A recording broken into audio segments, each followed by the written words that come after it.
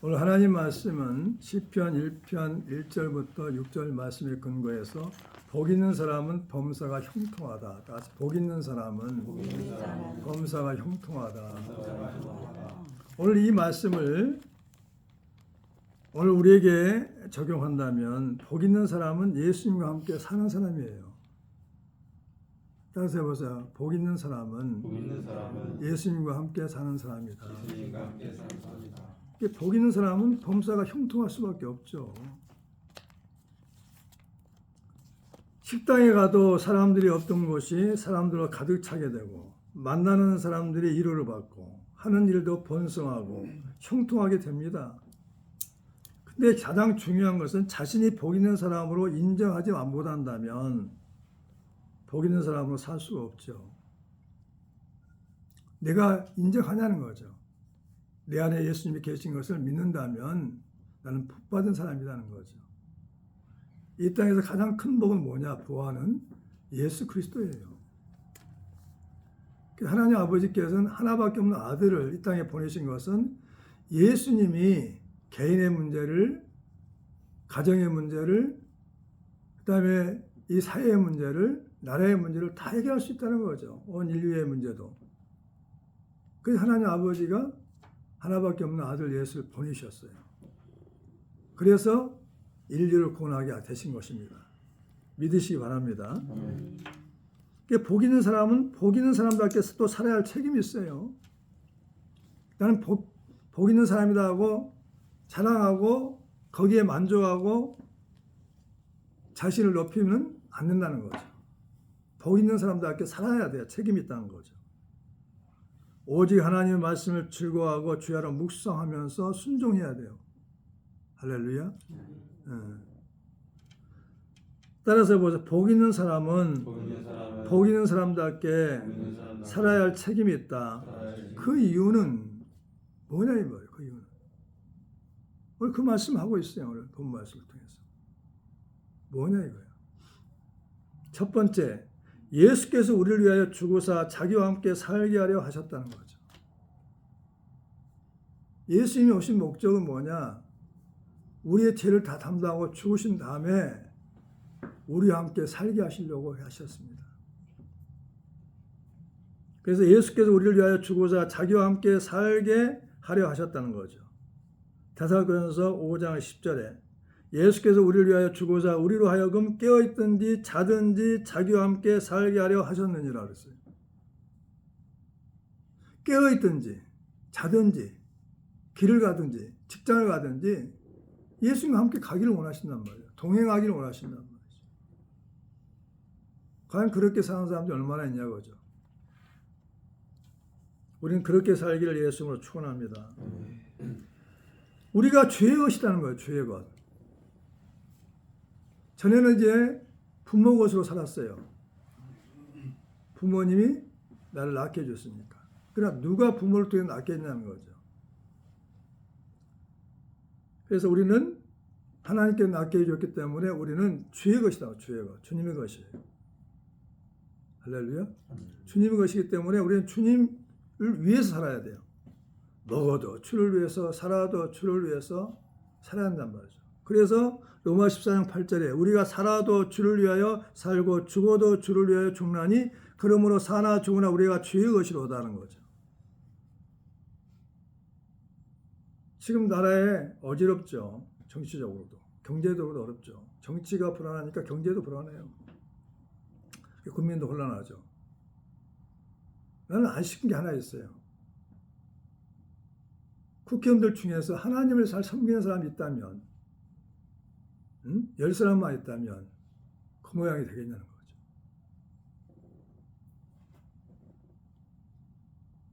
그래서 분들이 빛과 소금의 역할을 감당할 거 아니냐는 거죠.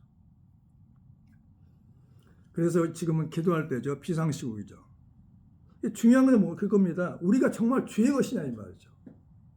드러납니다. 산에 있는 동네가 숨길 수가 없어요. 세상도 숨길 수가 없어요. 다 드러납니다. 빛으로 소금으로 다 드러난다니까. 오늘날 문제는 뭐냐? 돈이 없어가 문제가 아니에요. 지도자 없어 문제가 아니에요.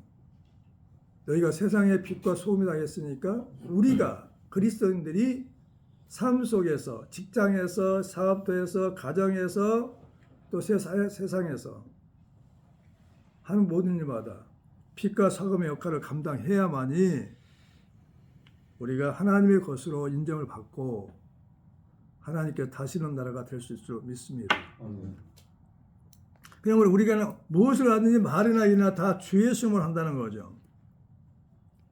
또 무엇을 하든지 말이나 일이나 다 주의 수을 하고 그를 힘입어 하나님 아버지께 감사하라. 고린도서 3장 17절에 말씀하고 있어요.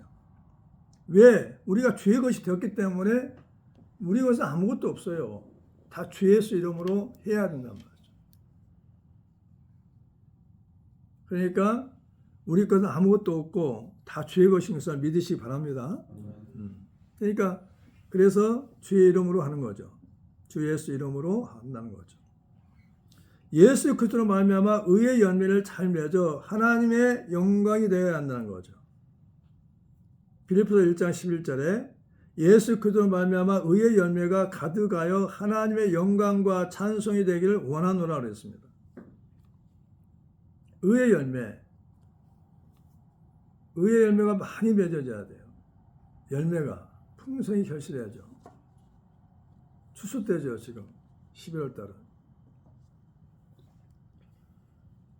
지금 추수감사주일 예배를 드리는 데도 있어요. 11월 달, 12월 달이 이제 수확하는 시절 아니에요? 그러면 우리는 의의 열매를 많이 맺어서 하나님의 영광을 드러내야죠. 의의 열매가 뭘까요? 의의 열매가 하나님을 위해 산 삶. 성령의 9가지 열매. 다음 때 해볼까요? 사랑과 희락과 화평과 양성과 오래 참음과 온유와 자비와 충성과 절제 열매를 많이 맺어서 하나님께 영광 돌리는 삶이 돼야 되겠죠. 그게 두 번째, 복 있는 사람께 사는 방법은 두 번째는 복 있는 사람답게 복된 길로 가야 한다는 거죠. 복된 길로 가야 돼요. 따라서 해볼까? 복 있는 사람답게 복된 길로 가야 한다. 길이 달라요. 복 있는 사람은 복된 길로 가야 돼. 악인들의 꾀를 따르지 않는단 말이죠. 악인들의 꾀를 따르지 않아요. 꾀가 뭔지 알아요? 일을 잘 꾸며내거나 해결해내거나 하는 묘한 생각이나 수단이죠. 그 꾀가 뭐냐면 자신의 유익을 위해서죠. 수단과 방법을 가리지 않는 것. 나라가 어지러운 것은 꾀를 내기 때문에요. 묘한 생각이나 수단을만 가지고. 1절 같이 읽어볼까요? 시작. 복 있는 사람들은 악인들의 꾀를 따르지 아니하며 죄인들의 길에 서지 아니하며 오만한 자들의 자리에 앉지 아니하고 그랬습니다. 죄인들의 길에 서지 않는다는 거죠.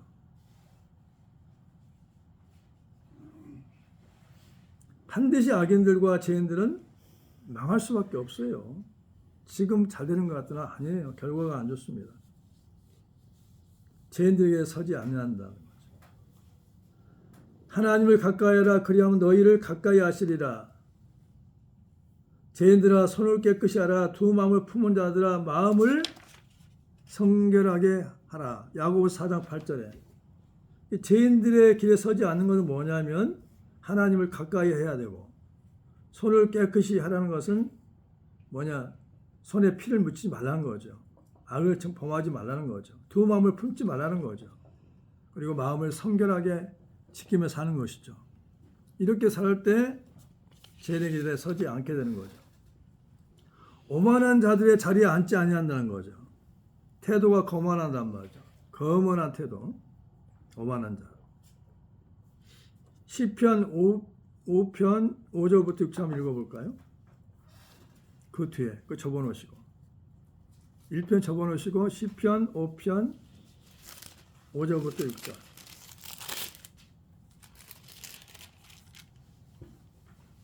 시작. 오만한 자들이 주의 목전에 서지 못하리로다. 주는 모든 행할 자들을 미워하시며 거짓말한 자들을 멸망시키시리이다. 여호와께서는 피 흘리기를 즐기는 자와 속이는 자를 싫어하시나이다. 아멘. 이제 하나님을 싫어한 것만 계속 골라서 한 다음에 어때요? 하나님을 그 사람을 도울 수가 없죠. 오만한 자들의 자리에 앉지 않아야 돼요. 그리고 여호와의 율법을 죄하러 묵상해야 한단 말이죠. 묵상. 마음속으로 기도하는 것이죠. 정신을 모아 잠잠히 생각하는 것이죠. 율법이 뭘까요? 율법, 십계명을 중심으로 한 모세 오경을 가리킵니다. 모세 오경. 창세기, 출애굽기, 레위기, 민수기, 신명기. 할렐루야. 그래서 복 있는 사람답게 사는 것은 복된 길로 가야 된단 말이죠. 악인들의 길을 따르지 않고 죄인의 길에 서지 않고 오만한 자들의 자리에 앉지 않고 오직 여호와의 율법을 죄하러 묵상한단 말이죠. 다시 말한다면 하나님 말씀 묵상하고 기도해야 한다는 거죠. 세 번째, 복 있는 사람은 그가 하는 모든 일이 형통하게 된다. 따라서 해보시죠. 복 있는 사람은 그가 하는 모든 일이 형통하게 된다. 그 신기하죠. 야구 선수가 야구공을 던졌어요. 3할 4푼 이렇게 해가지고 3할 4푼 정도면 아주 우수한 선수라고 해요. 우리가 10번 식당에 갔는데 8번, 9번 정도 다 사람이 가득 차. 사람이 없던 곳에. 그걸 느낀다면 어떻게 됐어요? 아, 나는 복 있는 사람이구나. 내가 사람을 몰고 다니구나. 아무도 없었어, 식당에. 2팀밖에 없었는데 가득 차. 대기할 정도로. 그걸 가끔 느낍니다. 아, 내가 그래서 복 있는 사람이구나. 나를 만나는 사람마다 위로를 받아요. 살 소망을 갖는단 말이죠. 복 있는 사람이죠. 내가 손을 댄 일마다 번성하고 번창하게 되는 거죠. 내가 복 있는 사람으로 인정하고 믿어야만이 하나님도 역사하십니다. 아멘. 믿으시기 바랍니다. 아멘. 3절 한번 읽어볼까요? 2절 한번 읽어보죠. 시작. 오직 여호와의 율법을 추구하여 그의 율법을 죄하러 묵상하는도다. 그러니까 하나님의 말씀을 묵상하고 그 말씀대로 순종하도록 노력하는 사람이 복 있는 사람입니다.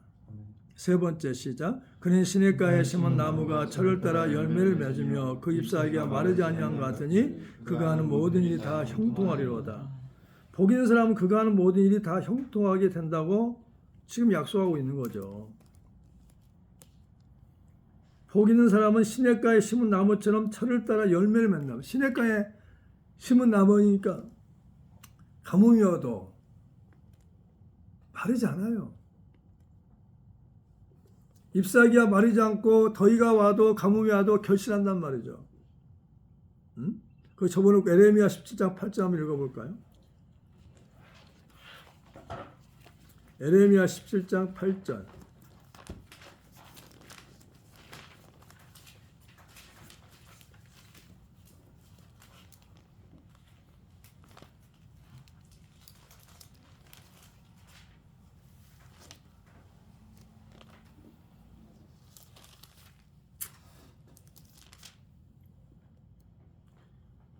(7절부터) (8절까지) 읽어봅니다. 시작. 무릇 여호와를 의지하며 여호와를 의뢰하는 그 사람은 복을 받을 것이라. 여호와를 시작. 그 뿌리를 영변에 뻗치고 더위가 올지라도 두려워하지 아니하며 그 입이 청정하며 가뭄은 해도 걱정이 없고 결실이 그치지 아니함 같으리라. 아멘. 보세요. 여호와를 의지하는 사람은 물가에 심어진 나무가 뿌리를 강변에 뻗치니까 어떻게 해서 똑같은 말씀이죠. 똑같은 내용이죠. 그 입이 청정하단 말이죠. 가뭄을 해도 걱정이 없고 결실이 그치지 않단 말이죠. 날씨에 상관이 없어요. 결실한단 말이죠. 때를 따라서. 그러니까 나무라든가 뭐 식물도 보면 벌써부터 이파리부터 말라가죠. 수분이 부족하다는 거죠. 우리 인생에 있어서 뭐냐면 가뭄이 없어요. 나라의 어떤 영향도 크게 받질 않아요. 인류의 영향도 받질 않아요. IMF와도 상관이 없단 말이죠. 왜? 복 있는 사람이기 때문에. 예수님이 함께 계시기 때문에. 할렐루야. 그러니까 복 있는 사람이 누구냐 이 말이야. 예수님이 그리스도가 함께 나와 살고 있는 사람이란 말이죠.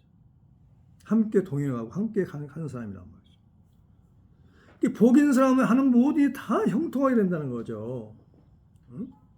형통이 뭘까요? 모든 일이 뜻과 같이 잘 되고 번영하고 번창하는 것이죠.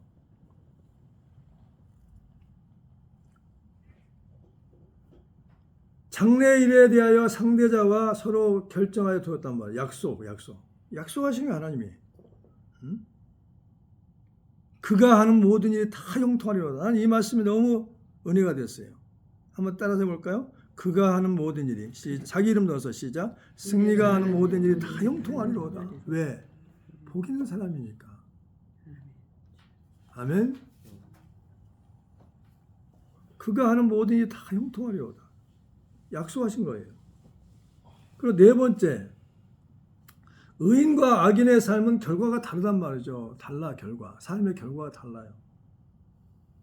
악인들은 오직 바람에 나는 겨와 같다는 거죠. 4절 시작.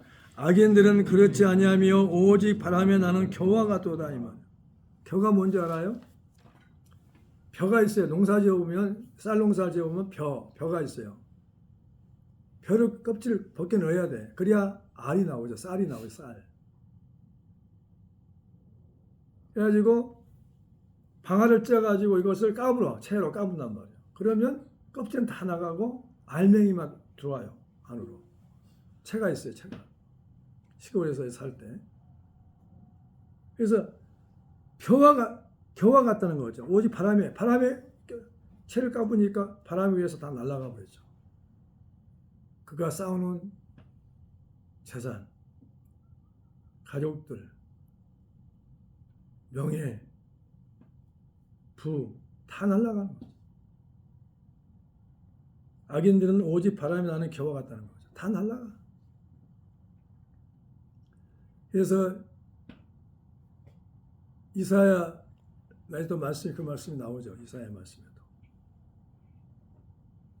악인들은 형통하지 못한다는 거죠. 믿으시기 바랍니다. 형통하지 못해요. 의인과 악인이 있어요.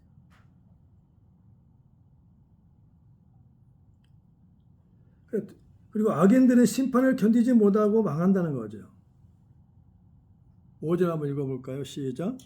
악인들은 심판을 견디지 못하고 의인들의 모임에 들지 못하였다. 악인들은 심판을 견디지 못하며 죄인들이 의인들의 모임에 들지 못하였다는 거죠. 이게 악인들은 심판을 받는단 말이죠. 그리고 망해버려요. 망해져. 하나님이 어떻게 악인들을 가만히 놔두십니까? 근데 아니야. 결국은 하나님이 손을 대셔요. 지옥으로 보내고 또 하는 일들이 망하게 되고 주변에 사람들이 없어져요. 가장 불행한 것은 주변에 사람이 없어. 혼자가 되는 거죠. 왜? 악인들은 악한 마음과 악한 생각을 가지고 있어요. 생각이 악해.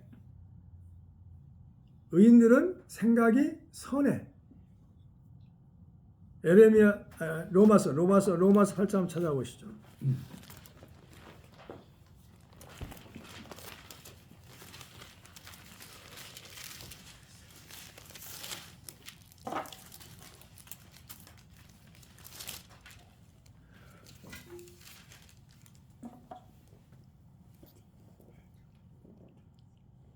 시 8장 8절 7절 8절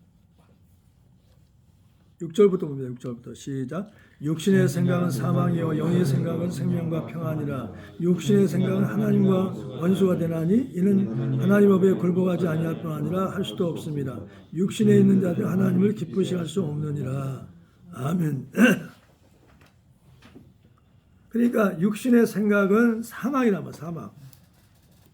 그러니까 악한 자들은 맨 육신의 생각만 하고 살아요. 육신의 생각은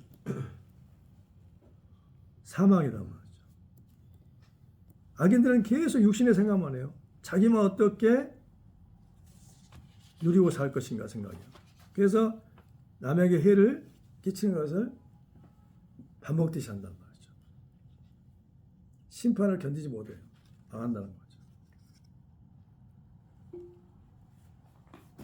그리고 의인의 길은 여호와께서 인정하신단 말이죠. 6절 시작. 오늘 본 말씀 6절. 시작. 무릇 의인의 길은 여호와께서 인정하시나 악인의 길은 망하리로다. 아멘.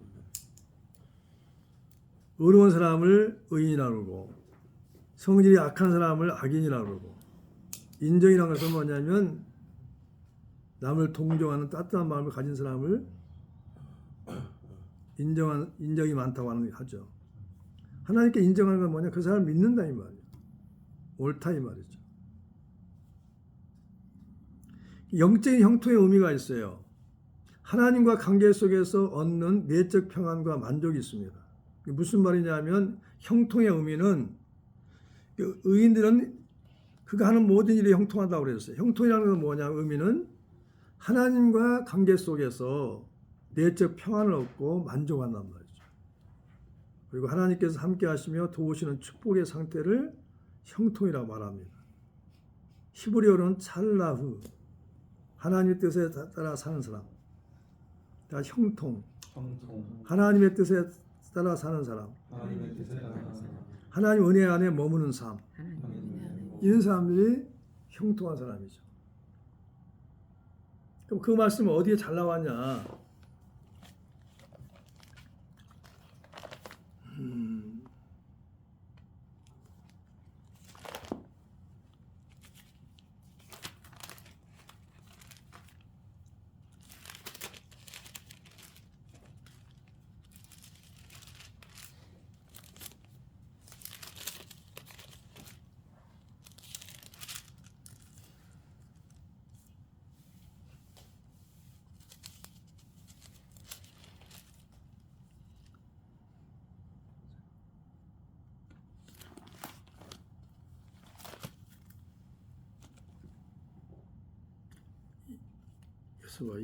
이사야 한번 찾아볼까요?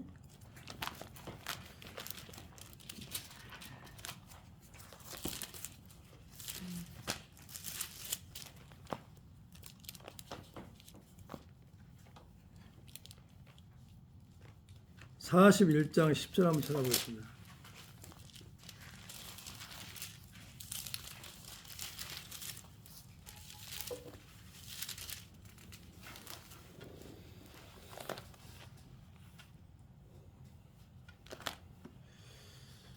시작. 두려워하지 말라. 내가 너와 함께함이라. 놀라지 말라. 나는 내 하나님이 됨이라. 내가 너를 굳세게 하리라. 참으로 너를 도와주리라. 참으로 나의 어두운 오른손으로 너를 붙들리라.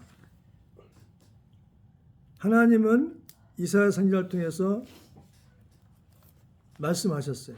야곱에게, 우리들에게, 오늘 이 시대를 사는 우리들에게도 이 말씀하신 거죠. 믿으시기 바랍니다. 이게 복받은 사람들의 모습이란 말이에요. 모습을 이렇게 하나님께서 돕겠다는 거죠. 그래서 이제 43장을 또 찾아보면 이사야 43장에 찾아보세요. 야곱아 너를 창조하신 여호와께서 지금 말씀하신 자 이스라엘 너를 지으신 이가 말씀하십니다. 너는 두려워하지 말라. 내가 너를 구속하였고 내가 너를 지명하여 부르나니 너는 내 것이다 이 말이죠. 우리가 하나님의 것으로 살고 있다면 하나님께서 반드시 두려워할 수 않도록 하나님이 물 가운데 지날 때 2절 다 같이 물 가운데 지날 때 내가 너와 함께 할 것이고 강을 건널 때 물이 너를 침몰하지 못할 것이며 내가 불 가운데로 지날 때 타지도 아니할 것이요 불꽃이 너를 사르지도 못하리니 대저 나는 하나 여호와 내 하나님이요 이스라엘 거룩하시니요 내 구속자이며 내가 애굽을 너의 속량물로 구수하시바 너를 대신하여 주었노라. 내가 내 눈에 보배롭고 존귀하며 내가 너를 사랑하였은즉 내가 내 대신 사람들을 내어주며 백성들 내 생명을 대신하리니 두려워하지 말라. 내가 너와 함께하여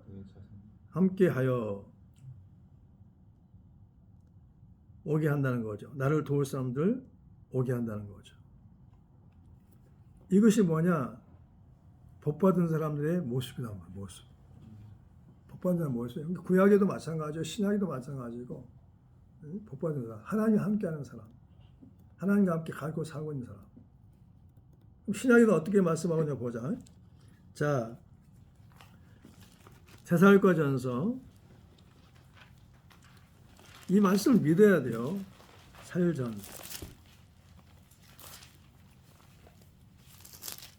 5장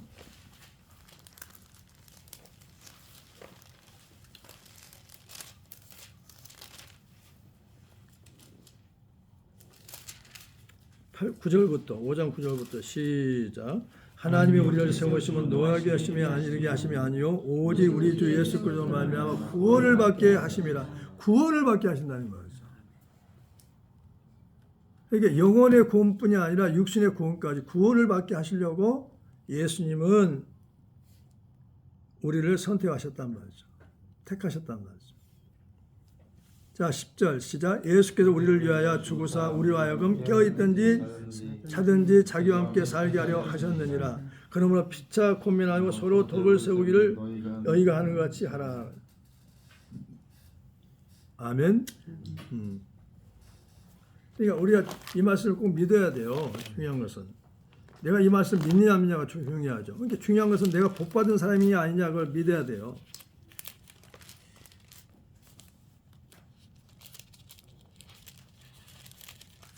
믿으시기 바랍니다. 자, 이사야 59장도 나와 있어요. 약한 자들에게 이걸 깨닫게 하셔야 돼요.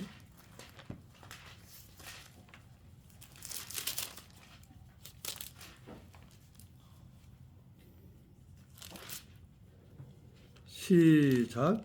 59장 1절 시작. 여호와의 손이 짧아 구원하지도 못하심도 아니요 귀가 둔하여 듣지 못하심도 아니라 오직 너희 죄악이 너희와 너희 하나님 사이를 갈라 놓았고 너희 죄가 그의 얼굴을 가려서 너희에게 듣지 아니하시게 함이니라. 누구한테 달렸다는 거야? 하나님께 달린 게 아니라는 거죠. 악한 자들은 이렇게 듣지 못하게 하신단 말이에요.